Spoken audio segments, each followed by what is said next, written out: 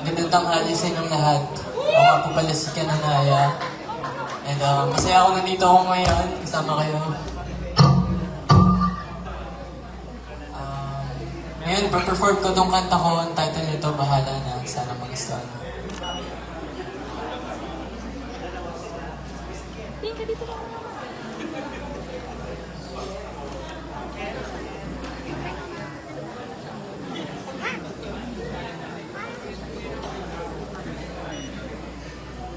Dali lang.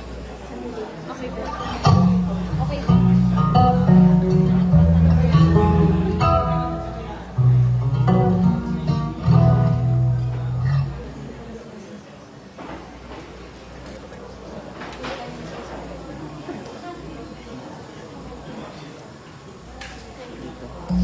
Pero atras ka lang. Pero dali.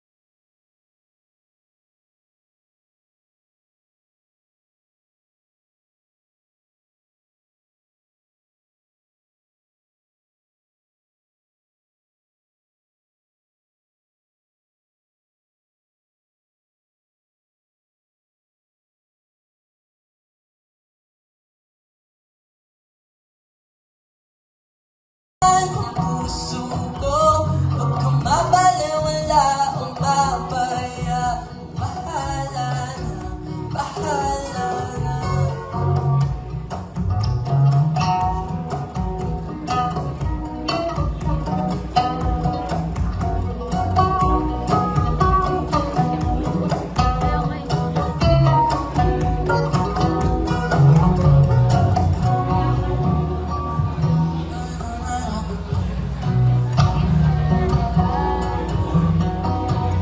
Di bale na, sino ba naman ako pa? Piliin niyo, di ba? Di bale na, sino ba naman ako pa? Piliin niyo, di ba? Mahirap na kung kani-kanino magdiwas at magpaniwala.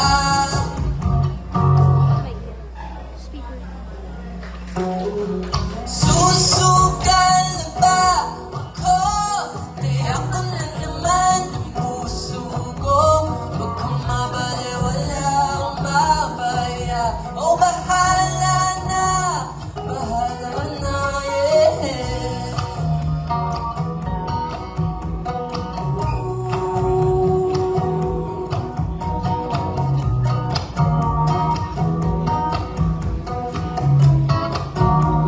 Thank you. Kananaya! Sabi ko nga wala akong mic. Ayan! Hello! Kananaya! Hello! Grabe yung face card. Sobra. Mukhang anghel. I swear. Let me join you sa stage, ha? Okay. Kananaya, stand up na tayo. So, how are you? Please join me here. May few questions lang ako. Greet everyone. Ow.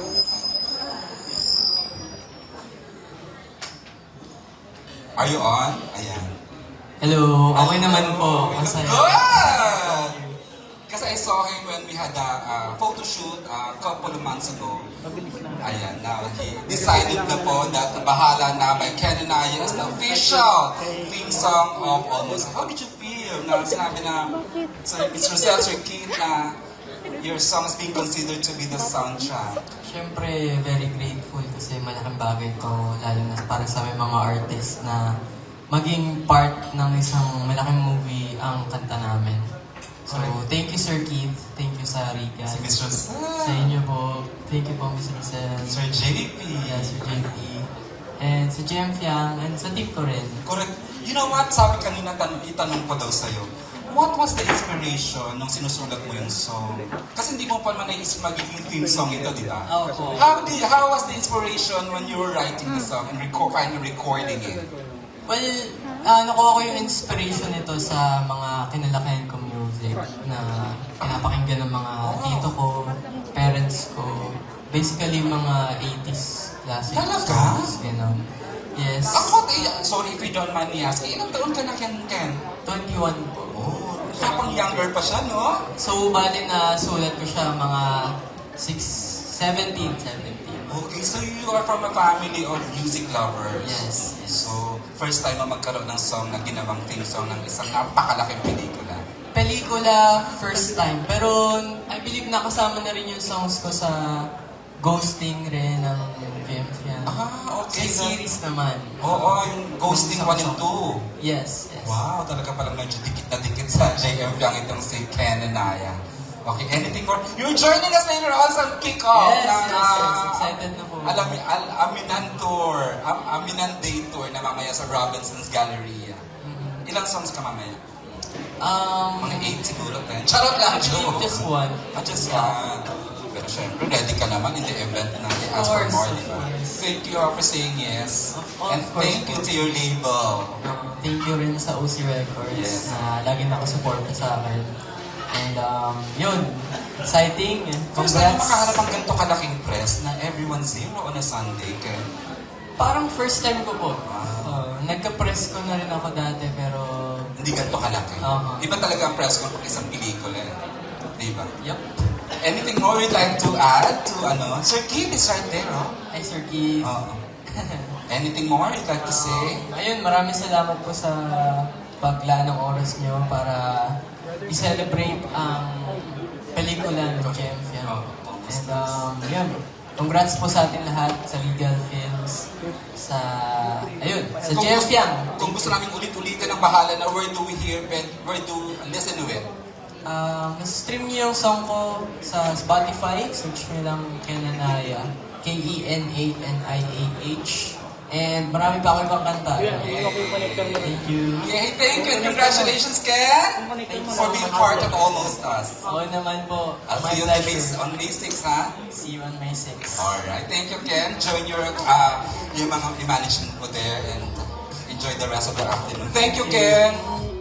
Susugat na ba ako? Bahala na. Ano yun? Nanay ba talaga?